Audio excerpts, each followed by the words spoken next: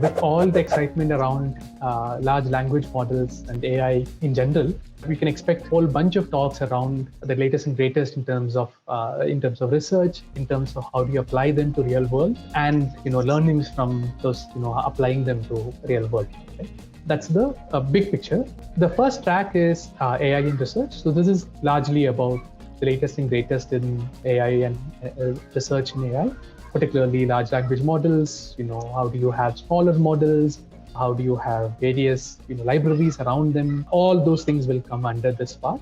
The second is industrial applications of ML. This covers implementations of AI in the industry with focus on use what kind of models, issues with training, gathering data, all those challenges across various verticals. Right? So automotive, mechanical, manufacturing, agriculture, and healthcare.